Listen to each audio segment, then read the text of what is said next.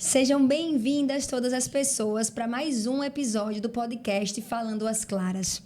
Nesse mês, celebramos o Dia Nacional da Adoção. Além disso, no dia 18 de maio, temos o Dia Nacional de Combate ao Abuso e à Exploração Sexual de Crianças e Adolescentes, instituído pela Lei Federal 9.970 do ano 2000. Nesse episódio, vamos conversar sobre adoção, desafios e conquistas. E quantos desafios! Mas também tivemos muitas conquistas, tanto no campo jurídico quanto no campo social, psicossocial. Temos questões como adoções tardias, devoluções de crianças nas adoções necessárias, estágios de convivência, interpretações do que vem a ser considerado família extensa. Por sinal, hoje é o Dia Nacional das Famílias também, né, comemorado o Dia Nacional da Família. Então, é importante trazer essa temática aqui para o nosso podcast. E pensando nisso, nós convidamos um grupo muito importante, uma associação muito importante, que é a Acalanto. E estamos com a presidente da Acalanto e uma voluntária, né, que é Marlisete e Dani. E também estamos com uma de nossas alunas, Raíssa, que tem um projeto associado aí com a Acalanto para tratar de entrega segura. Eu vou pedir, antes de qualquer coisa, né, que cada uma, quando for falar, né, Marli, Dani, que se apresente rapidamente, né, para que os nossos ouvintes, as nossas ouvintes, possam também conhecer vocês, né, antes de falar da temática propriamente dita. Então, Marli, conte aí um pouquinho quem é você na fila do pão, né? Na fila do pão, quem é Marlisete, quem é essa mulher que está aí presidindo a Acalanto, e depois apresenta a Acalanto para quem está nos ouvindo. Tá certo, obrigada, Clara. Eu me chamo Marlisete, né, Maldonado Vargas, sou gaúcha de nascimento, sou paulista de formação, né, meu mestrado, doutorado foi em São Paulo, né, e sou gaúcha e sou, né, sergipana de coração, né. Estou aqui já há mais de 20 anos, o tempo às vezes a gente se perde nas contas, e eu trabalho com adoção há mais de 30 anos. Foi quando eu tive a primeira experiência, né, com as questões, lá em Blumenau, quando eu trabalhava numa secretaria recém-criada, e também, né, na época, no ano da promulgação do ECA, sabe, Clara? Então, eu tenho um pouquinho de história nesse sentido. Mas a minha história no Acalanto, ela é um pouco mais recente, porque na minha vida acadêmica, eu nunca me envolvi diretamente num grupo de apoio.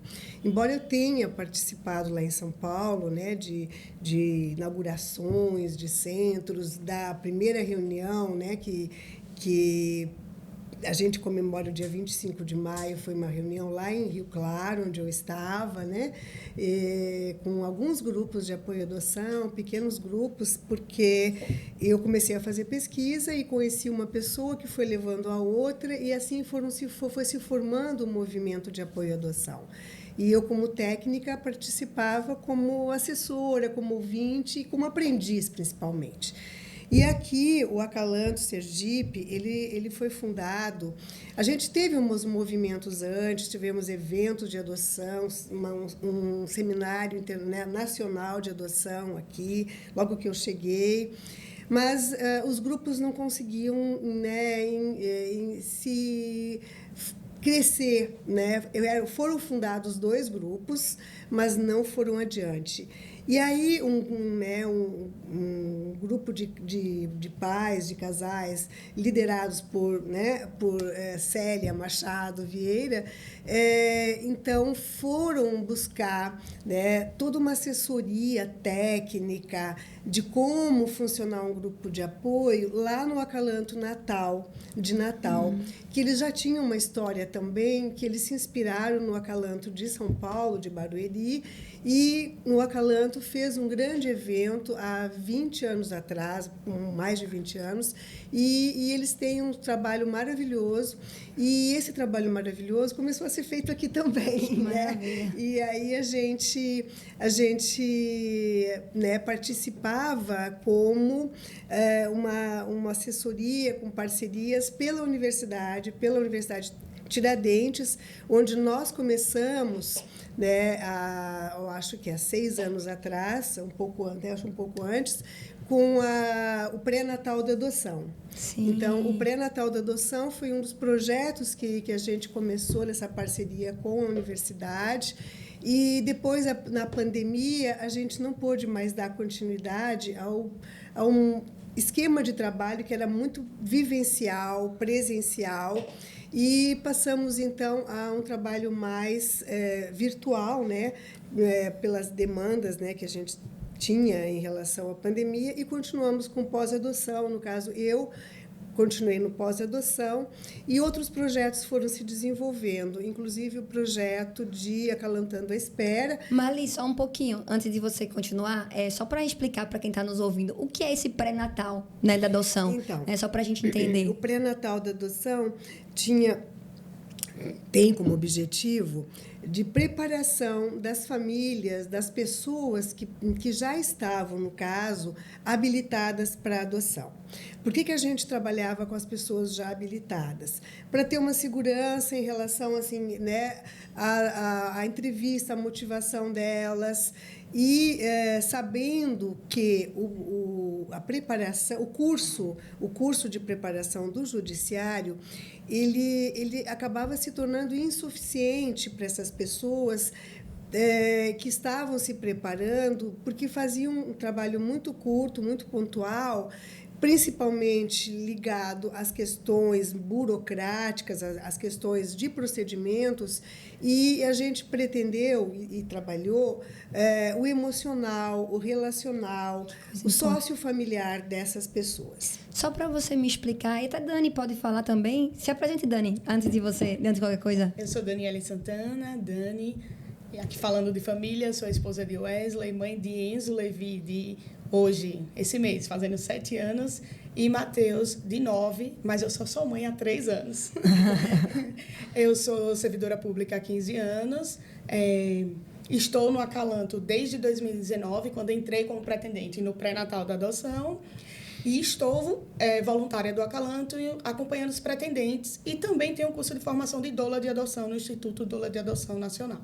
Que maravilha, que maravilha. Então, Dani, você é mãe por adoção, né? Sim. Que maravilha. Eu já quero escutar essa história, né? Mas antes eu queria só entender uma coisa. Marli, você falou do curso, né, feito pelo Judiciário que Dani fez, né? Que já que é mãe por adoção. Quanto tempo é esse curso? Ele dura uma semana? Dura quanto tempo? Uma manhã. 4 horas. Ele dura 4 horas. 4 horas. E essa pessoa que quer adotar, ela vai passar 4 horas e vai aprender, assim, tecnicamente, o quê? Só o que está na lei? É isso? Olha, eu acho que a questão, né, do curso do judiciário, ela acaba sendo controversa, porque cada estado, cada, né, região do país tem desenvolvido cursos, né, mais extensos, e que são cursos, né, eu até participei enquanto palestrante, até vou me apresentar novamente, eu sou psicóloga de formação, né, e sou mãe do François, que tem 31 anos já, e eu estava grávida quando pesquisava adoção, então, né, ele é meio adotivo, e minha filha tem 34, eu sou avó do Raul. E aí eu fui convidada, né, para fazer, né, uma noite, digamos assim, né, um trabalho de apresentar sobre adoção tardia, sobre temas mais específicos no curso lá do Rio de Janeiro. Marli, me perdoe de novo. O que é adoção tardia? Que bom. Adoção tardia. Eu estava até discutindo isso ontem lá junto com um rapaz que ele é filho adotivo no Rio Grande do Sul e que ele está tentando pesquisar e buscar livros, e publicar um livro sobre adoção tardia. E aí, na minha época, né, a gente entendia, e eu fui lá no Instituto Interamericano del Ninho para saber o que a gente define como adoção tardia. Perfeito. Nelson Piletti, que era um teórico, né, desse instituto lá do Uruguai, de Montevidéu, dizia que era a partir de 2 anos de idade se considerava uma adoção tardia. Hoje, a gente continua falando de adoção tardia, já se colocando a partir de 6 anos. Certo. E aí a gente pensa assim, adoção é tardia para quem? né? A tardia, porque as pessoas não costumavam adotar maiores de 2 anos, na época, há 30 anos atrás, e não tem... Eu tinha desligado, mas parece que não. E não tem, hoje, né, pretendentes suficientes, né, para haver uma agilidade na adoção de crianças maiores de 6 anos. Então, era uma questão que eu estava, né, ontem mesmo pensando e botei lá no chat com esse rapaz, que agora eu não lembro o nome dele, o Alexandre Luquezzi. O Alexandre Luquezzi, que é um gaúcho, filho adotivo. E assim, adjetivar um filho é muito complicado, né? Adjetivar adoção também. Sim. Então, todo adjetivo, e eu coloquei, está lá no meu livro, adoção tardia, mas eu coloquei um subtítulo da família sonhada à família possível. Porque a gente tem muitos sonhos em relação à filiação, a bebês.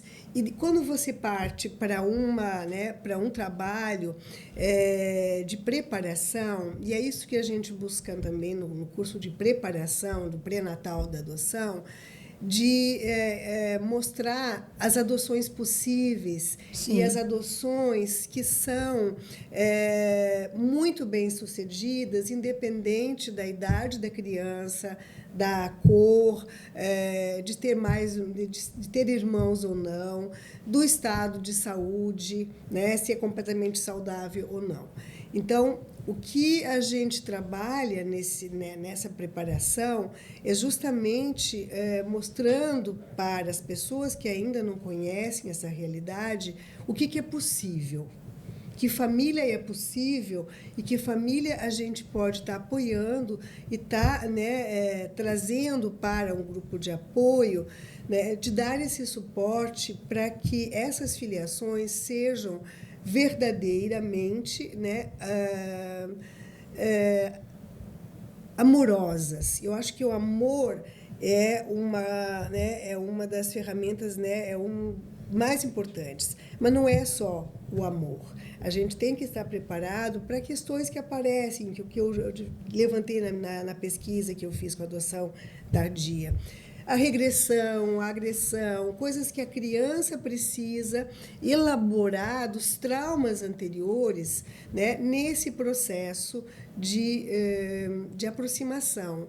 Mas não é só aí, né? Cada fase do filho são fases diferentes e que fases que a gente pode, por isso que nós temos um programa também de pós-adoção. Perfeito. Tá? De discutir com essas famílias, né, como é que elas estão vivenciando, né? Por exemplo, uma rejeição, uma curiosidade sobre a família biológica, enfim. A gente pode ir discutindo mais sobre isso. Perfeito, perfeito. E é extremamente importante, eu vou dar a palavra, Dani, mas é extremamente importante essa percepção do grupo de apoio à adoção, né? E veja, no fim das contas, né, as questões que envolvem criança e adolescente, elas, de fato, lógico, têm um dever do Estado, é dever também do Estado, mas é dever de toda a sociedade, né? A Constituição ela é muito clara, né? Então, assim, é dever meu, é dever de Dani, é dever de Marlisete, é dever de Raíssa, é dever de todas as pessoas que estão ouvindo esse podcast, então é dever de todas nós, né? Todas as pessoas têm responsabilidade, né, em relação às crianças e adolescentes. Isso é um ponto de reflexão que a gente precisa trazer tanto para o judiciário, que precisa melhorar os cursos preparatórios, porque, veja, não faz sentido preparar, né, um pai e uma mãe, né, uma pessoa que quer adotar, né, um bebê da mesma forma que uma pessoa que quer ter um perfil, né, que quer adotar um grupo de irmãos, né, uma pessoa que tem um perfil mais amplo. A gente não pode pensar que é a mesma coisa. Claro que não é. Porque, como a Marlisete bem pontuou, a depender do momento em que você vai adotar, são outros desafios, são outras realidades, né, que é o que a gente chama de adoção necessária. Né? Então, quando a gente vai para a adoção necessária, que é justamente a adoção de crianças que têm deficiência, a adoção, né, de crianças que já têm uma idade mais avançada. Então, assim, por que acontecem muitas vezes devoluções, né, de crianças, né, após, né, que vem, né, de adoções necessárias, muitas vezes é a falta de preparo, né, real, né, desses pretendentes à adoção. E a gente precisa olhar para esse pretendente também. A gente tem que ter o olhar, obviamente, para a criança, né, que tem que ter a proteção integral, né, do Estado e da sociedade, mas também a gente tem que olhar para esse pretendente que está ali também meio perdido, né, diante daquela situação e ansioso, né, porque assim, eu sou mãe também e eu digo assim, há um desejo, né, Dani, assim, eu queria agora que você contasse um pouquinho como é que foi o seu processo, né, porque você também tem, né, toda essa história, né, e tem um perfil amplo, né, porque você adotou um casal de irmãos, né? Dois meninos. São 2 meninos. Um casal, não, 2 meninos, isso. Só voltando a isso que Marlis falou, que ela falou Citou Alexandre, né? E que agora está surgindo um movimento, e ele é um dos líderes do movimento dos filhos por adoção, né? Muito deles pré-ECA, né? Mas que trazem e discutem essa fala dos adotivos. E até no último ENAPA teve uma participação no ENAPinha, que é uma programação paralela para crianças e adolescentes no Encontro Nacional de Adoção, que eles levantaram a bandeira "Nada de nós sem nós". Então, trazer essa voz para o filho adotivo, né? Que aí já surgiu também a Associação de Adotivos, que Alexandre é um dos membros e fundadores, né? Que existe até podcast, que eles trazem esse olhar, né, do filho adotivo. E tem Larissa também, que tem sido uma voz que tem sido levantada no olhar da adoção, ou olhar adotivo, Muito legal. as páginas dela, né? E aí, voltando um pouquinho para a minha história agora, né? Eu casei em 2016 e queria ter filhos, né? A gente, já no namoro, se falava sobre adoção. E aí, em 2018, a gente decidiu ter filhos, né? Chegou o momento. Mas aí a gravidez não veio. Então, a gente assistiu um filme, que é De Repente Uma Família, que estava no cinema, a gente estava assim à tarde, vamos assistir esse filme, vamos. Quando a gente saiu, e paralelo a isso, eu estava lendo um TCC de uma jornalista daqui, falando sobre as pessoas em situações de rua. E nela, ela falava do Acalanto porque falou de Marta, que foi uma das fundadoras, né? E aí foi daí que eu conheci o Acalanto, fui buscar o Acalanto, estava no período de divulgação do pré-natal, eu ainda não era pretendente, mas falei com Célia. Célia, eu já tinha ido, né, no Conversando sobre Adoção, que era um outro projeto que o Acalanto tem, e aí falei, eu ainda não estou no processo. Eu já peguei os documentos, está tudo separadinho, mas eu ainda não dei entrada, não sou habilitada. Ela, não, vá. Aí fiz, né, o pré-natal. E aí, no pré-natal, a gente nesse que eu fiz, foi dividido em 2 finais de semana. Então, a gente fez o primeiro final de semana. Na semana, entre os encontros, a gente foi na 16ª e deu entrada no processo. Legal. Né? E aí, a gente foi habilitado, pouquinho antes da pandemia, né? E aí, eu já estava voluntário do Acalanto, que nesse ano teve um curso de formação para voluntários e eu fiz. Mas ainda estava involuntário, assim, sem me encaixar, né? E aí, quando veio a pandemia, veio essa necessidade de encontrar os pretendentes, mas não podia ser mais presencial. Célia idealizou e iniciou o Acalantando à Espera, e aí me convidou para poder participar. E aí foi em 2020 a gente começou esse Acalantando à Espera virtual. Eu assessorando Célia, ajudando nas programações, enfim, dando os ajustes de apoio. E aí, em 2020, na pandemia, também conheci o Doulas de Adoção. E aí fiz o curso de formação de Doulas de Adoção. Legal. Em 2020. E aí, em 2020, eu recebi a ligação que tinham 2 meninos no perfil da gente. Um menino na época, tinha 3 anos. E o outro tinha 5 para completar 6. E aí veio a pandemia, a gente fez teste. Foi em dezembro. Então, a gente fez teste, os meninos testaram positivo, não pôde iniciar a aproximação. E aí deu recesso. E o coração, como é que eu vou conhecer esse menino? Passamos um mês, a gente ainda pegou uma troca de gestão na 16ª, e aí a gente conheceu eles no dia 18 de janeiro. Quase 2 meses depois. Passamos num processo de aproximação de 3 meses. Né? Meus filhos também eu vou abrir porque eles são um grupo de irmãos de 4, porém foram separados, né? E aí os 2 mais novos estavam no meu perfil, são os meus filhos. E aí a equipe teve todo esse cuidado de fazer esse manejo, de lidar com as demandas do grupo, né? E aí a gente teve a audiência de guarda, Aí tem todo o processinho, né? Primeiro com cuidadora, depois sem cuidadora. Por conta de ser um grupo do irmão e ser na pandemia, a gente não passou pelo pernoite e os finais de semana e já foi para a audiência de guarda para fins de adoção, que foi numa sexta-feira. E, combinado com a equipe técnica da instituição, por ser um grupo de irmão, o irmão mais velho, que já tinha tido uma conversa antes com a gente, e ele tinha 10 anos, mas ele teve uma conversa pedindo só que a gente fizesse os irmãos dele felizes. Filho, porque eu troquei, porque eles têm esse senso de responsabilidade, né? E aí eu disse que eu vou fazer o que eu puder para que eles sejam felizes, né? E aí... É difícil essa parte. A equipe, com essa sensibilidade e o pedido deles, pediu para que eles tivessem um momento de despedida dos irmãos.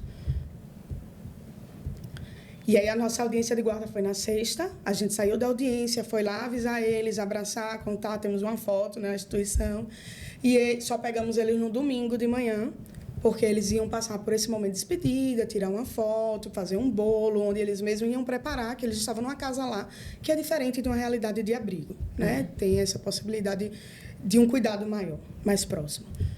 E aí eles chegaram dia 13 de abril de 2021, estão há 3 anos e poucos meses em casa. A gente ainda mantém... A irmã foi adotada, o irmão ainda está na instituição. A gente mantém esse vínculo da forma que é possível, porque é muito... Além de ser muito bom, lindo quando se encontram, mas é muito doloroso para todos os envolvidos também, né? A irmã já foi adotada, a gente tem contato com a família e é um grande desafio, mas é transformador.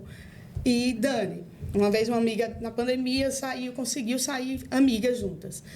Só eu tenho filhos por adoção. Dani, você já pensou em desistir? Aí eu olhei para ela. Você já pensou em desistir? Já se arrependeu de sua filha? Já. Então, eu também tenho o direito de, em alguns momentos, me arrepender. Mas, no mesmo momento, eu volto e essa foi a minha escolha e eu sou muito feliz com ela. Mas a gente tem o direito de ai, que merda que eu fiz, né? Então, é isso. É mais ou menos isso. São muitos desafios, né? São muitos desafios. Eu imagino, assim, que... Quando vocês foram pensar nesse perfil, né? Como é que foi para vocês? Muito difícil, né?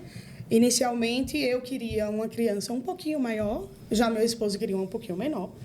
E aí, a gente deixou o papel lá 1 mês, né? E foi depois, durante o curso de pré-natal, que a gente decidiu o perfil. Vamos lá, a gente vai pegar um meio termo, né? Eu queria mais ou menos 8, ele queria mais ou menos 3. Então, tudo bem para você isso? Tudo bem. Então, vamos lá, 6 anos. 6 anos e meio foi o nosso perfil.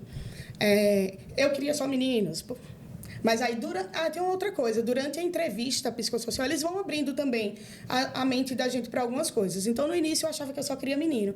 Aí elas foram conversando, mas por quê? E aí traz essa reflexão. Aí a gente abriu para isso também. Outra coisa, a gente priorizava que fosse crianças pretas. Meu marido é um homem negro, preto. E aí, a gente queria uma criança preta. Por quê? Porque é mais difícil essas crianças serem colocadas em família, então a gente queria priorizar uma criança preta. Mas aí a assistente social trouxe uma realidade. As crianças pretas no Brasil são registradas como pardas. Então, teriam poucas crianças pretas. Então, aí a gente abriu, né? A gente abriu o perfil, né? Mas chegou um menino preto retinto e um pardo. É isso. Ô, Marli, como é que tá essa questão do perfil hoje, você que acompanha? E o que você, como psicóloga, como é que você vê essa situação em relação ao perfil da adoção? Eu acho que mudou bastante nesses 20 anos, vamos colocar assim, 30 anos. E uma questão que eu vejo que facilitou essa abertura para crianças maiores, grupos de irmãos, não são só casais como, né, o perfil dos dois aqui, mas muitos casais homoafetivos, pessoas solteiras ou pessoas, né, sozinhas que buscam adotar e tem muito mais flexibilidade em relação ao perfil, em relação a sexo, cor, ou raça e idade. Então, isso a gente tem, e também uma divulgação muito maior na mídia, tem uma contribuição grande para divulgar famílias adotivas muito felizes, bem-sucedidas nesses processos. Então, eu acho que são questões que estão já, né, permeando a sociedade, de acostumar-se com essas, né, essas possibilidades, eu vejo assim. Né? Então, até voltando à questão, né, do que você falou, né, adoção tardia, a gente não fala mais em adoção tardia, mas adoção necessária. Perfeito. Porque a adoção de uma criança maior, ela é uma adoção necessária. E também tem uma questão assim que a gente, né, precisa discutir, agora não é mais só, né, a questão de adoção de uma criança maior. Por que você quer adotar uma criança mais velha? Né? Isso me aconteceu na minha pesquisa, que eu acompanhei processos. Né? Então, veio lá um casal, uma moça que ela não queria adotar bebê. E o que acontecia que ela não queria adotar bebê? Ela tinha perdido 2 bebês. Né? Então, ela ainda não tinha processado esse luto. Então, eu não quero também ter muito trabalho. Bebê chora demais, eu quero um já grandinho, prontinho. Né? Então, são questões muito importantes para a gente preparar também. Né? Para as pessoas que procuram já de cara um perfil, né, maior, da gente questionar e trabalhar com eles essas questões antes, para que a adoção não seja algo... Por exemplo, na pesquisa lá ainda que eu estava falando, eu fiquei numa vara da vara de infância de Campinas, desde o primeiro momento, desde o primeiro contato das pessoas que estavam querendo adotar crianças maiores, até 7, 8 meses de acompanhamento. Eu fiz uma pesquisa qualitativa. Né? E num dos casos, assim, o primeiro que eu acompanhei lá, a família estava assim chocada, porque eles queriam uma criança maior, tudo bem, eles já tinham 3 filhos, e na primeira entrevista ela falou, eles me enganaram.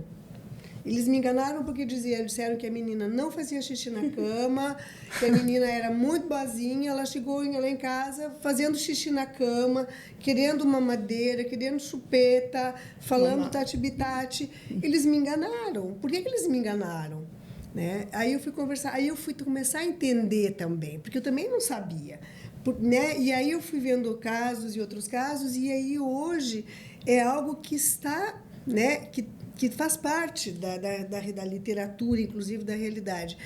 A criança regride para poder se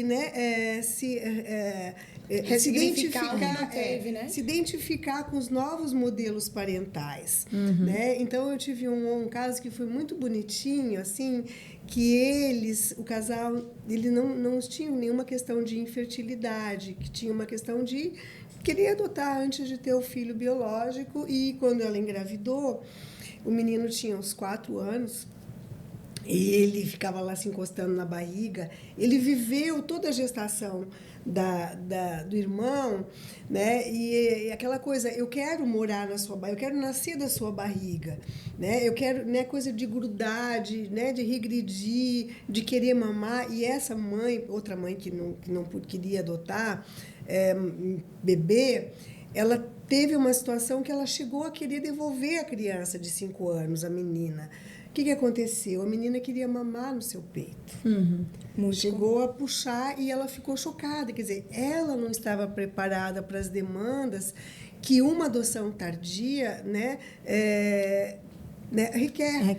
Porque, assim, não é a mesma coisa, né, como a maternagem de um bebê. Tem que esperar a criança, né, apresentar os sinais e atender às suas necessidades, e às vezes é muito rápido. Então, um outro menino lá também, que ele estava, né, diagnosticado pela equipe técnica como uma criança fóbica. E tinha sido devolvido por uma outra família, porque ele tinha fobia a cachorros, animais, e a casa era cheia de animais, e ele tinha fobia. Então, veja, eles queriam adotar, mas, bom... devolveram, no caso, né? É um assunto muito vasto. Delicado. E aí, quando eu comecei a observar, o menino não tinha, eu fui lá estudar, né? O menino não era questão de fobia, ele tinha uma dificuldade seríssima de apego seguro. Qualquer coisa que se movesse, ele ganhou um brinquedinho que se movia, ele subiu para cima do sofá em pânico. Qualquer coisa que tirasse daquele contexto, ele não tinha a quem recorrer. Não tinha. Ele se machucava no parquinho, saía sangrando e ele não corria para pedir, né, curativo. Não tinha vínculo, né? Não tinha, então ele era uma figura de apego que ele precisava desenvolver. Para desenvolver o apego, ele também precisava regredir. Sim. Né? Então são questões muito complexas, mas muito bacanas da gente poder viver. Sim. Todo mundo aprende muito com isso. Aprende demais. Marlice falou de um ponto muito importante, que é o olhar diferente para o perfil, né? O perfil, eu falei que era muito difícil, mas ele é fundamental. Eu acho que ele é basilar, assim, para o sucesso de uma adoção. Porque você traça um perfil de acordo com a sua realidade, né? Então, e aí, surgindo as adoções solo, né? A gente acompanha pretendentes e aí a gente tem exemplos de adoção solo que eles buscam mesmo esse perfil um pouco maior, justamente porque precisa deixar a criança na escola, o adolescente na escola, então não passa por essa fase de maior dependência física, né, do bebê, da criança menor. E aí tem sido uma grande realidade, né? A gente tem exemplo de uma adoção solo, de uma mulher que adotou uma menina de 6, né? E tem sido lindo o trajeto de história delas, né? E aí, voltando também para o que Marlice falou da regressão, dessa hipervigilância que eles têm, né? Eles estão sempre atentos, então um barulho incomoda. Meus filhos, quando passou uma moto na frente da garagem de casa, eles se jogaram no chão, né? E que foi logo nas primeiras semanas. O Wesley ficou assim, abismado. Aí eu disse, calma, porque acolha, porque é medo, né? E muitas outras coisas, né? A regressão, eles mamaram, os dois mamaram no meu peito.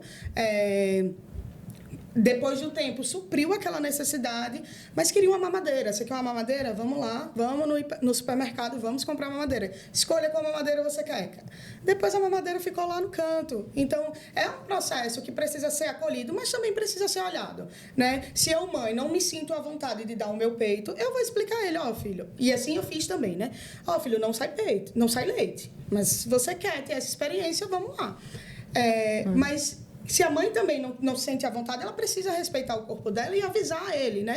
Filho, é o meu corpo, eu não me sinto à vontade, mas chegue, vem aqui no colo, se anime, né? Vamos fazer tudo da mamadeira. Acontece assim. Então, assim, sempre acolher, mas sempre respeitando o seu limite e a sua história também. E aí o perfil também respeitando a sua história para que não aconteça numa adoção sem sucesso, né? Porque as devoluções, elas são muito traumáticas, né? Assim, imagine para uma criança, né, ser devolvida. Já não basta, né, a destituição do poder familiar, que já é traumático, já é um processo traumático, né? Essas crianças que vão para abrigos, né, que a gente sabe que a realidade é dura, né? Muitas crianças que são vítimas de violência sexual, né? Que é aquilo que eu estava comentando no início do podcast, né? Que a gente tem um mês assim de enfrentamento, né, à violência sexual, que a gente sabe que é uma realidade dura, né, no nosso país, né, de combate à violência sexual, e que é uma realidade, né? Muitas dessas crianças, né, que vão para adoção são crianças que sofreram, né, violências sexuais antes de serem, né, de terem passado pelo processo de destituição do poder familiar, né? A gente teve assim, a gente acompanha, né, situações que são muito graves, né, dentro da família, né? E aí a gente vem com uma preocupação que eu queria perguntar a Marisete, em que pé está essa busca, né, que era uma preocupação que eu sempre tive, né, em relação à família extensa, né? Porque o que até onde, né, eu acompanhava, né, existia pelo Poder Judiciário uma busca muito grande, né, pela família extensa, e uma burocratização e uma dificuldade, né, de destituição do poder familiar que prejudicava, ao meu ver, a própria a proteção integral dessa criança, desse adolescente. E o caminho, né, desses pretendentes que estão aí na fila da adoção. Por que eu digo isso? Porque, veja, se eu tenho... O que é que o Estatuto da Criança e Adolescente diz, né? O que é a família extensa? A família extensa, né, são aquelas pessoas que, efetivamente, podem criar algum laço afetivo, né, com aquela criança que venha, né, a ter aí a destituição do poder familiar. Então, pode ser aí, né, um tio, uma tia, uma avó, né? Mas eu fico me perguntando, se uma avó, por exemplo, está há 4 anos sem ter qualquer contato com aquela neta, ela pode ser considerada família extensa? Ao meu ver, não. Porque, para mim, família extensa tem que ter vínculo, tem que ter afetividade. Porque se eu tenho afetividade, eu vou atrás daquela criança. Eu queria saber em que pé está isso, porque isso, para mim, é muito sério. Olha, é um tema que está bem recente. Inclusive, a gente estava no nosso grupo ontem discutindo justo isso. Eu, há 30 e tantos anos, de novo falando da questão, eu coloquei, né, eu escrevi a respeito de uma preocupação muito séria que eu tinha em relação o que eu levantei, né, no meu doutorado, dos promotores, dos juízes, de levar como último recurso na família biológica. E eu estava acompanhando, não era mais na minha pesquisa, mas era depois, o caso de uma mulher, de 2 crianças, um menino de 11 e tal, que estavam num acolhimento, porque a mãe era moradora de rua e depois acabou falecendo por, né, de AIDS. E eles estavam buscando a família, de repente encontraram uma tia, né? E o marido da tia, quer dizer, né, o tio não, né, biológico, de repente não quis saber das crianças. E eles estavam assim penalizados. Poxa, como ele não quis saber, imagina. E aí, assim, por que o biológico tem que ter ainda esse peso tão grande? Pois então, o biologicismo na adoção é uma realidade dos próprios operadores do direito. Então, assim, eu ouvia de promotores, e isso não mudou, é uma coisa que não mudou ainda, até a gente vai poder citar assim, alguma situação bem atual, que dizia assim, olha, um adolescente que não tem condições de ser adotado, ele não vai ser destituído do poder familiar, porque ele precisa de ter aquele nome de família. E se eu ver que tenha se a gente vê que tem uma possibilidade de adoção, aí a gente destitui. Mas aí é uma questão, né, que eu vejo assim, é algo que se torna, né, uma violência, né? É uma distorção disso. Por quê? Você vai colocar uma criança, e eu acompanhei um caso assim, lá de Santa Catarina, a gente escreveu para um anuário jurídico do Rio de Janeiro, não me lembro o nome agora, há tempo atrás, mostrando o quanto a vinculação é prejudicada nesses casos. Diversas coisas estão envolvidas aí, né? O sigilo, porque aí acaba sendo um processo onde está todo mundo, biológico, adotivo e tal. Você tem que constituir advogado para, né, ter a sua criança que você estava habilitada, né, capacitada para ter um vínculo seguro, né? Então, essa perversão, eu acho uma perversão nesse processo, ainda acontece, infelizmente. Por quê? Eu vejo essa dificuldade a criança sofreu violência sexual. Então, não tem como voltar para a família, mesmo que seja extensa. Porque vai que se for por um tio, o tio vai também continuar em contato. Então, não. E a gente viu já isso acontecendo. Eu fazia atendimento lá na clínica, né, como supervisora, e a gente atendia as crianças que estão acolhidas. Crianças que sofreram violência, meninas que sofreram violência e que estava sendo cogitado de voltar para a casa da avó, sendo que o tio que violentou manteria contato igualmente. Então, é uma questão muito delicada, muito complicada mesmo, e a gente recebeu né, até a Dani respondeu lá, a gente recebeu uma consulta, digamos assim, de uma pessoa que, cadastrada, foi chamada para adoçar, para guarda, e de repente ela sabe que aquela criança não foi destituída. E perguntam para ela se ela quer seguir com o processo de guarda apenas para esperar que seja destituída, possivelmente. Então, ela está se sentindo, de certa forma, ela se sentiu enganada, porque ela quer adotar uma criança que não tenha esse vínculo. E, de repente, numa situação de grande fragilidade também, que acontece, né? Como é que você lida com essa questão de ter que esperar que o processo de destituição ocorra enquanto está ocorrendo o processo de adoção? Não existe isso. A meu ver, não existe. Mas não existe do ponto de vista do processo saudável de uma vinculação. Sim. Quer falar, Dani? Queria. Assim, a adoção, ela é uma medida extrema, né? Então, ela é uma exceção mesmo.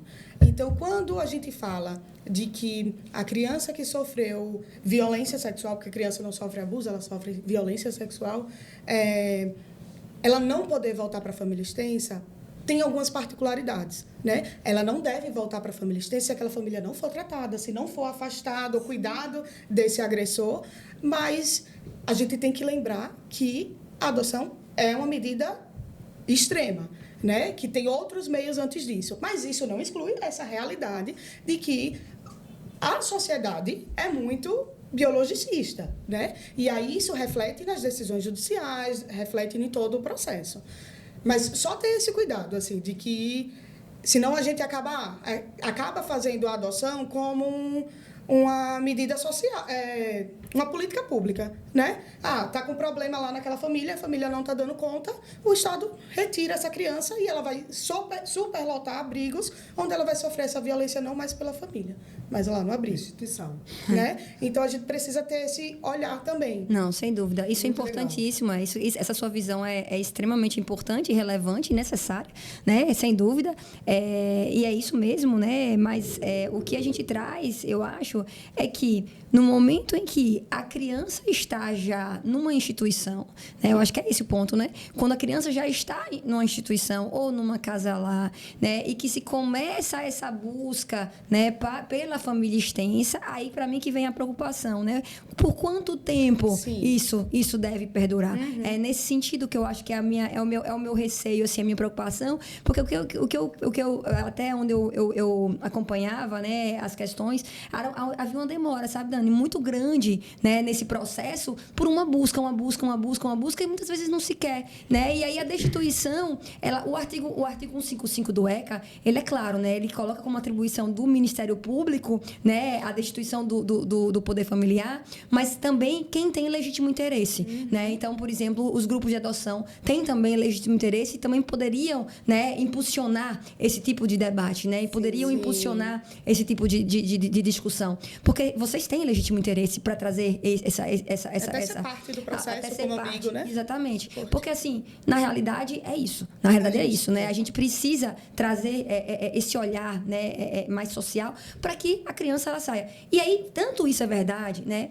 que tem crescido o número de crianças, e aí eu vou entrar nessa temática, que são entregues, né, para adoção. Que aí entra justamente na temática da entrega segura, né, que é uma temática que é importantíssima, né, e extremamente relevante e que muitas vezes a gente é ainda desconhecida, né, e ela é uma temática muito desconhecida, né, que não se confunde, né, a entrega segura, né, com a adoção brasileira ou, né, aquelas outras, né, que vocês podem até comentar também. Mas, assim, eu tenho dados do CNJ que eu trouxe aqui, que a cada ano aumenta-se o número de crianças que são entregues para adoção, né? E acho que isso é reflexo dos grupos de apoio, né, e até de movimentos dos instrumentos jurídicos também, de divulgar essa lei. Porque acontece que muitas vezes as crianças eram disponibilizadas para outras pessoas que queriam adotar pela rede, né? As adoções prontas, ou por intuito persona. E aí existem algumas mudanças que estão... Não, e às vezes não era mascarada essa adoção direta, né? Sim, então, a divulgação da entrega segura, da entrega legal, traz essa mudança de paradigma da sociedade de que não é uma mãe desnaturada, não é um abandono, né? Não é um crime. Ela está guardando o direito dela de mulher e da criança de estar aquilo registrado, processado, para que mais na frente, quando ela tiver 18 anos, tenha acesso à sua origem, que é uma coisa que os então, adotivos têm trazido, né? Eu preciso pegar um gancho que você trouxe lá, a questão do acolhimento, né? Antes da entrega, o acolhimento, o sistema de abrigos, né? De Aracaju era uma coisa impressionante. Eu fiz uma pesquisa, né? Eu fiz várias pesquisas com os abrigos, né? Na época da universidade. E a primeira delas foi essa pesquisa de ver 300 e poucas crianças acolhidas e a questão, acolhidas às vezes por questões econômicas. Aí a criança fica lá e recebe a visita uma vez a cada 15 dias, uma manhã a cada 15 dias. Então, eu questionava como é que você tira uma criança da família e vai trabalhar para que essa família tenha uma estrutura, mas promove que o vínculo vá se esgarçando, às vezes até a ruptura desse vínculo. Então, para que procurar uma família extensa se você não está trabalhando? E aí a gente fez uma outra pesquisa que nós fomos naqueles que estavam há bastante tempo, né, acolhidos, para ver se a situação que provocou tinha mudado. Só que não, porque para mudar precisa trabalhar, precisa da rede, e a rede não está funcionando até hoje. Isso foi há um tempo, os abrigos fecharam, porque tinha muitos abrigos em que as crianças iam para casa no final de semana, ou seja, não eram abrigos, eram internatos. Sim. Né? Então, tinha muitos abrigos religiosos, de ordens religiosas, espíritas, enfim, que, né, filantrópicos, que hoje só a prefeitura que está, né, capacitada para o atendimento às crianças que estão nessa situação, né, de suspensão do poder familiar. Então, assim, por que eu não posso visitar o abrigo? A gente hoje não fala mais abrigo, gente. A gente fala instituições de acolhimento, né, serviços de acolhimento institucional. Tá? E nós temos duas formas de acolhimento aqui, que é o acolhimento institucional, que é o abrigo. Nós temos os antigos abrigos, com um número grande de crianças e adolescentes, e tem uma questão que tem uma divisão também de faixa etária, porque antes tinha abrigo de menino, abrigo de adolescente, abrigo de menina, né, abrigo de bebê, então isso rompia também o vínculo dos grupos de irmãos. Então, nós temos 2, que são um para crianças menores e outro para adolescentes, e 3 casas-lares, né? 3 casas-lares aqui só em Aracaju, que atende a crianças que já estão há um tempo, né, acolhidas e estão sendo preparadas para uma família, ou, às vezes, adolescentes que já fazem estágio e que vão para o mercado de trabalho. Né? São N diferenças. Sim. Assim, mas é um trabalho mais, né, individualizado, com poucas crianças. Nós, do Acalanto, isso que eu queria colocar, estivemos sempre trabalhando para que essas crianças, esses adolescentes que estão em acolhimento institucional, em casas-lares, tenham uma abordagem de atendimento integral às suas necessidades. Perfeito. Né? Então, a gente, como conselheira do Conselho Municipal de Direitos, que eu representei durante 3 anos praticamente, a gente fez uma visita em todos os abrigos, as casas-lares, estivemos em contato com o Ministério Público, com a Prefeitura, a gente foi trabalhando, questionando, porque tinha coisas que eram inviáveis de continuar. Então, essas crianças vão para um serviço, como você disse, elas são revitimizadas pela negligência, pela falta de profissional preparado, enfim. Então, a gente está de olho nisso. Né? A gente está de olho nisso e a gente vê também que existe um preconceito contra as famílias, para com as famílias que têm essas dificuldades de educar os seus filhos, que às vezes pode até ser um abandono, né, por falta de um trabalho de entrega. Sim. Então, eu não tenho condições de ser mãe, mas eu vou levando até que quando começa a dar muito mais problema, 3, 4, 5 anos, eu não dou conta. Isso. Porque se você tem um vínculo com seu filho, não tem como dizer que você vai entregá-lo, que você vai deixar num ponto de ônibus, como aconteceu uma vez com um cliente lá da UNIT, né, da clínica, que a mãe chegou a deixar o menino e foi embora. Então, assim, qual era o vínculo? E a gente foi discutindo isso, ela não tinha condições, ela não se sentia, mas ela não podia assumir a culpa que a sociedade coloca para uma mãe que é uma mãe desnaturada. Porque uma mãe que entrega o filho, a gente ouvia, é no mínimo uma mãe, eu vi uma vez uma pessoa, nenhuma cadela abandona seus filhos. Quer dizer, tem que ter o instinto maternal. É um peso, é um né? mito do amor materno. É um mito do amor materno, é o instinto materno que a gente já sabe, já vários estudos demonstram que não existe. Não existe. E aí, então, a gente vai para a questão, porque é muito ruim, né? Aí o Schettini fala muito isso, né? Um dos grandes profissionais, escritores teóricos da adoção no país. Ele é filósofo, ele é psicólogo, e ele diz assim, a questão do ser bendito, né? Então, bendito é o fruto do vosso ventre. Se você coloca, ele foi abandonado, ele é como se fosse um lixo. Então é um mal, né? Não é um bendito, ele é um maldito. E a gente estava sempre vinculando a adoção com o abandono. Né? Então, né, se você é adotivo, é porque você foi abandonado.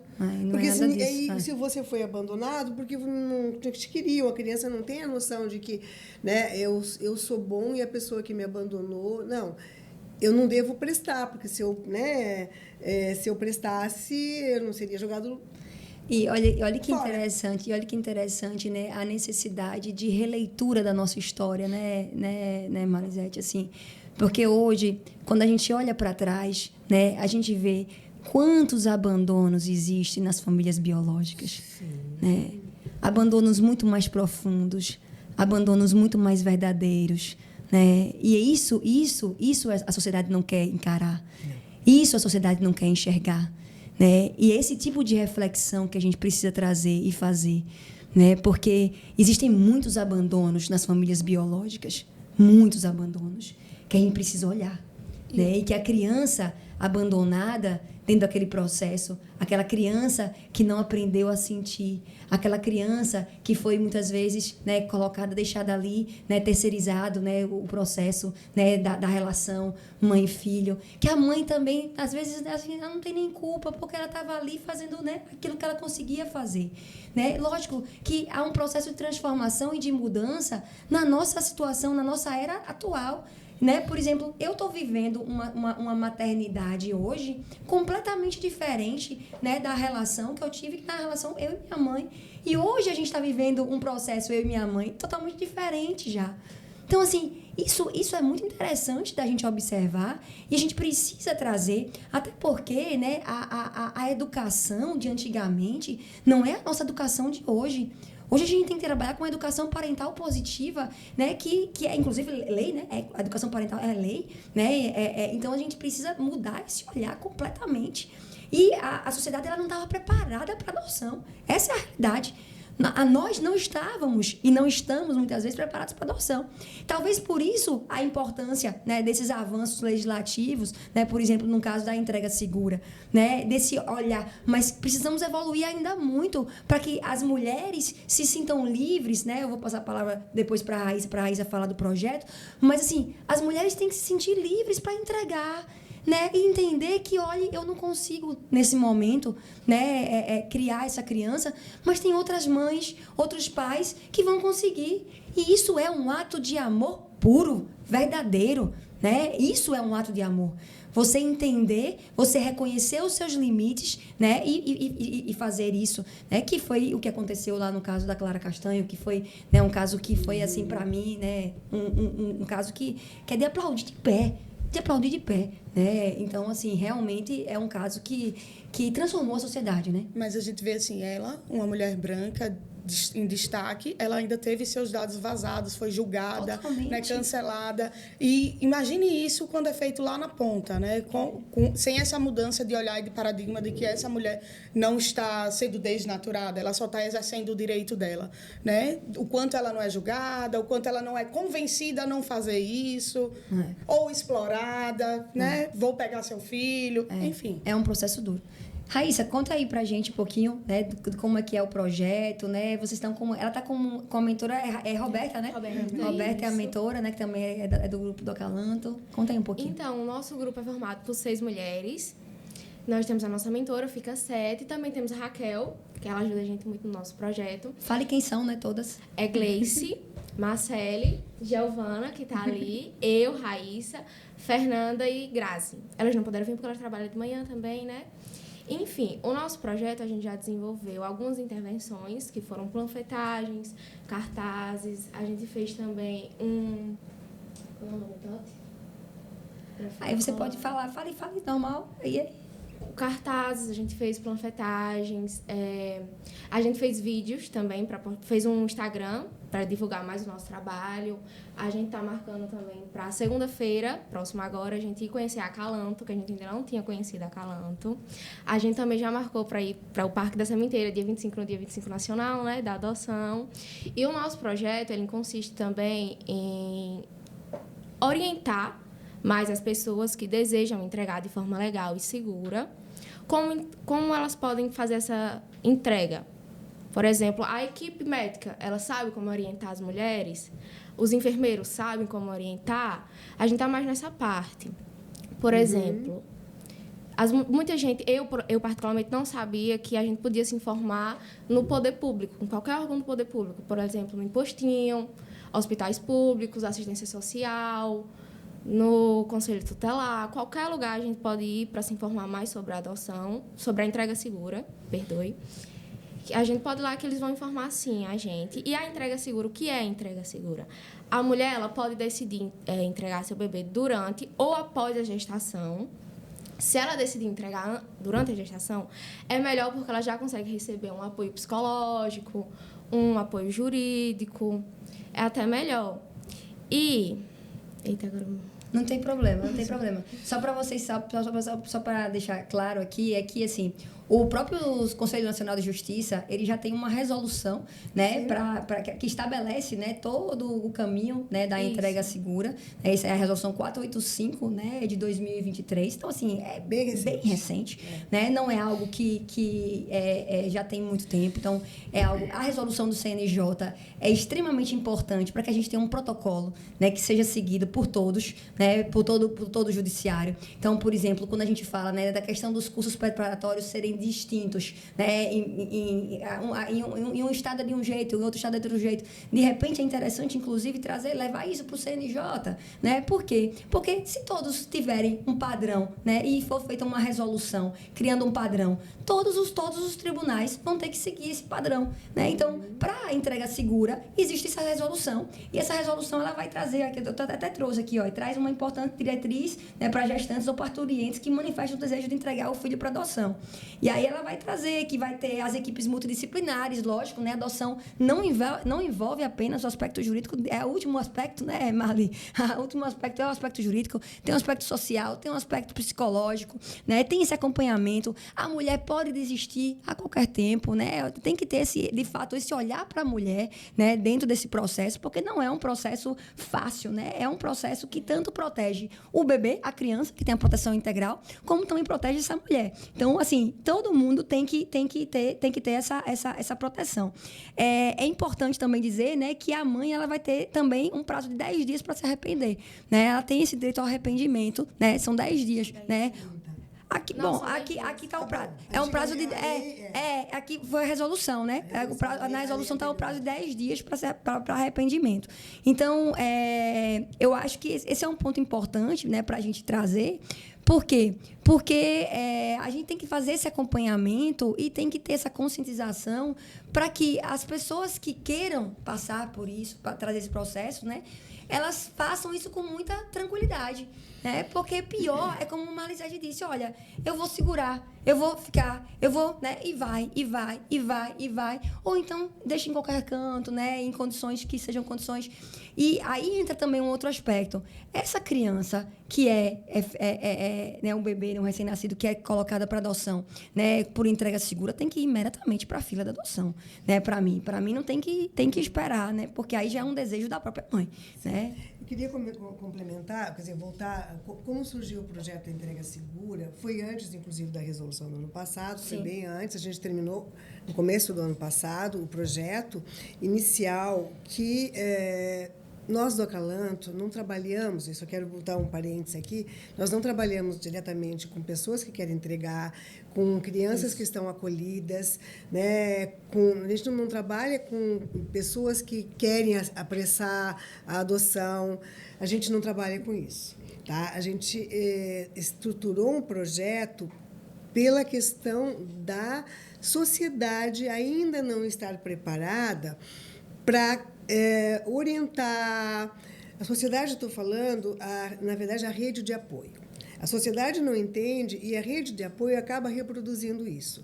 Então, assistentes sociais dos CRAS, dos CREAS, psicólogos, pedagogos que trabalham nessas redes, a gente priorizou a assistência e a saúde. Então, na saúde, né, todos os SUS, né, as unidades básicas de saúde, as UBSs, os enfermeiros, assistentes sociais, profissionais que tenham esse contato, né, os agentes, né, de saúde, só que a gente não trabalhou ainda com os agentes comunitários, né? Mas assim é importante também essa figura. A gente conselheiros tutelares, né? Isso também, conselheiros tutelares. Precisamos refazer isso, a gente vai, né? Bom, agora a universidade entrou em greve, a UFES, mas a gente estava prevendo, numa capacitação para os conselheiros, já levar todo esse trabalho. Eu tenho participado também lá no Ministério Público, né, com os conselheiros tutelares, já entreguei cartazes, material da entrega segura, porque eles são importantes nesse, com né? certeza. Então, toda a rede, eles precisam, né, ter um olhar mais técnico e menos pessoal. Você faria isso? Eu não faria, então as pessoas também não poderiam fazer. Então, a gente tem que trabalhar, né, essa questão de ter um olhar, né, técnico, responsável para encaminhar. Então, e aí entra a questão do procedimento do CNJ. Do CNJ, que é o processo jurídico. Perfeito. Né? Então, a gente quer trabalhar a sociedade por meio dessa rede, né, encaminhando corretamente essas mulheres. Elas vão chegar lá no judiciário, né, porque você vai para a justiça quando está devendo alguma coisa. Né? Você não vai lá no judiciário para dizer que você está ótima ou maravilhosa. Tem medo, né? Quem tem culpa, né, vai para a justiça. É uma questão social que a gente tem também. Tem que trabalhar. Tem que ser trabalhada. Por exemplo, você vai visitar, né? Quando você ia lá visitar, né? Ter entrevistas dentro do judiciário, né? Às vezes não é fácil. Em anterior, não é vara única. Então você está ali e entra um réu preso. É difícil. Sai um réu preso. É então difícil. o judiciário tem que ser a última instância mesmo, e a gente está trabalhando para que chegue até lá, né, mulheres que já foram orientadas, mulheres que já estão entendendo que elas têm uma lei que as ampara sobre isso. Pronto.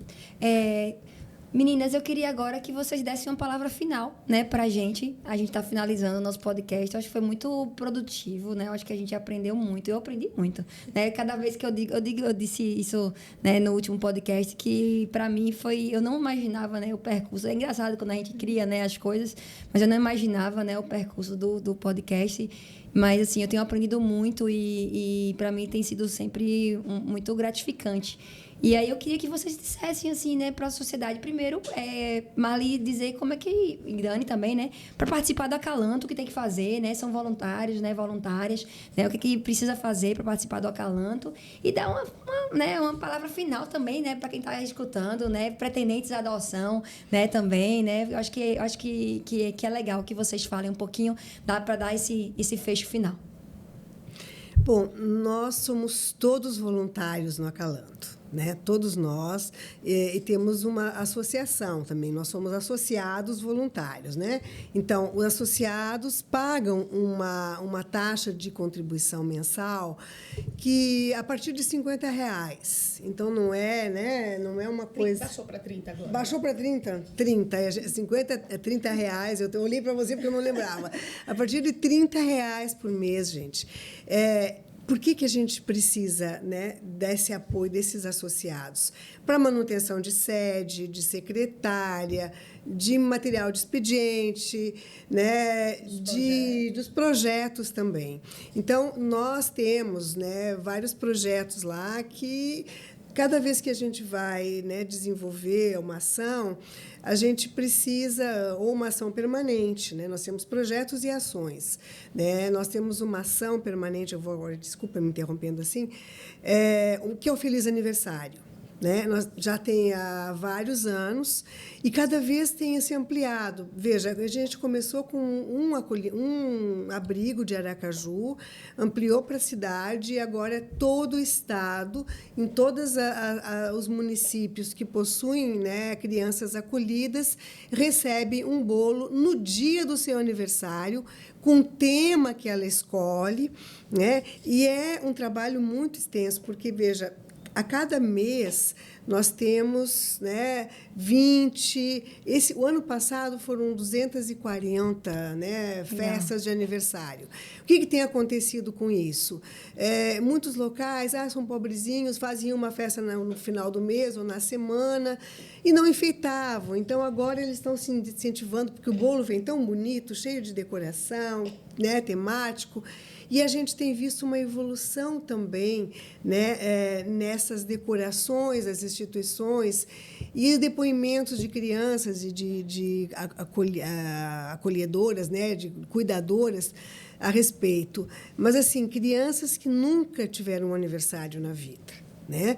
Crianças que os olhos brilharam e também de funcionários que se sentem também, de certa forma, olhados, porque a foto que eles mandam é publicada, né? Então, eles veem lá na rede social.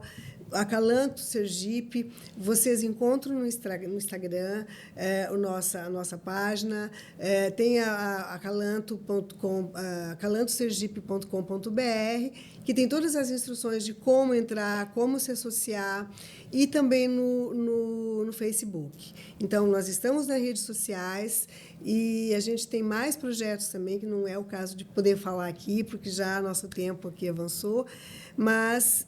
Entre lá e conheça, visite, né? A gente vai ter muito prazer em receber. Quem pretende adotar e tem dúvidas, nós temos um material imenso, temos livros, né, físicos para empréstimo, temos possibilidade de conversar individualmente com pessoas que estão, né, com alguma dificuldade maior. Nós temos, né, da equipe, nós também temos psicólogos e psicopedagogas que estão atendendo crianças e que alguns podem atender família. Então, eu até fiquei sem fôlego de tanto falar aqui as coisas que a gente faz, porque realmente eu me empolgo, né? Eu me empolgo porque é muita responsabilidade, não é fácil, não. Principalmente quando a gente é voluntário e que a gente quer fazer uma coisa e, de repente, as pessoas, mas eu não posso por isso, eu não posso por aquilo. Então, nós temos muitas dificuldades, sim, nesse sentido. Porque todas as pessoas, hoje no Brasil, nós não temos uma cultura de voluntariado. As pessoas fazem quando elas não têm mais nada para fazer, né? Olha, daqui a um mês eu vou fazer uma reunião. Aí chega na semana, não, mas é que eu marquei ontem uma coisa para amanhã e eu não vou poder ir. Tá? Então, assim, nós precisamos de um trabalho voluntário e que seja prioridade para essas pessoas naquele momento que eu posso dar 2 horas por mês. Então, que essas 2 horas por mês a gente receba, né, fortalecendo o que a gente faz, olhando, discutindo. Olha, eu não gostei muito disso. Será? Poxa, nós vamos escutar e vamos talvez melhorar muito em função disso. Obrigada, Marli. A Dani. gente falou aqui do dia 25, né, de maio, que é o Dia Nacional da Adoção. A gente queria aproveitar para convidar vocês a estarem com a gente num encontro no parque, né? Quem quiser e puder pode levar um alimento para dividir, para partilhar. Estaremos lá falando sobre adoção com famílias, pretendentes, voluntários, divulgando mais a adoção. Então, vai ser às 3h30 no Parque da Sementeira, né? Isso, Marli? Dia 25. Dia a 25. gente sempre faz já o acalanto no parque e esse mês é bem especial. E aí, a mensagem que eu deixo para você que quer adotar, pense em adotar. Na verdade, Clara falou que a gente está numa educação agora mais positivista e a gente acaba tendo que estudar para ser mãe e pai, de fato, né? Então, se você tenha dúvida de ser pai ou mãe, eu já digo, não seja. E se você quer ser pai ou mãe por adoção, aí esse estudo tem que ser dobrado, porque além da criação e da parentalidade, tem as especificidades da adoção, né? Então, eu digo que faça essa decisão embasada em estudos, em depoimentos, use esse momento de espera para se preparar. E também curta esse momento, registre, tire fotos, para que depois você possa ter documentos, instrumentos para partilhar essa espera com seu filho, né, que é muito rico. Olha, vá lá no Acalantando a Espera, que a Dani coordena, que ela tem um monte de material já preparado para as pessoas preencherem os eventos. Tem uns formulários muito legais, uns quadros bacanas. Então, vale a pena conferir. Vai ajudar, né? Vai ajudar. Raíssa, diga aí alguma coisa. Só para finalizar, eu queria lembrar a todos que entregar de forma segura e legal não é abandonar. É isso. Muito bem, muito bem. E eu queria também ampliar, né, esse convite às pessoas que se tirem esse desejo de serem voluntárias, né, da adoção, né, e também estender aqui o convite para quem quiser também integrar o corpo jurídico, né, Marli, para ajudar, né, a gente precisa de ajuda, né, a Acalanto precisa realmente, né, ter aí reestruturar nessa parte jurídica também, e acho que a gente precisa ter esse olhar de que criança, adolescente, ela é prioridade no Brasil, né, é prioridade no Brasil, no mundo, e a gente precisa ter esse olhar de proteção integral e lembrar que essa responsabilidade é de todas as pessoas, né? É minha, é de Raíssa, é de Marlisete, é de Dani, é de todas as pessoas. Então, acho que esse grupo, né, o Acalanto, na verdade, ele vai instrumentalizar algo que já deve existir, né? Então, assim, ele apenas ajuda a gente a dar os passos que são necessários para a transformação social. Então, eu agradeço, de fato, né, a cada uma, né, que se disponibilizou para estar aqui hoje. Como eu disse, foi muito importante, né, para o aprendizado, e eu acho que é isso.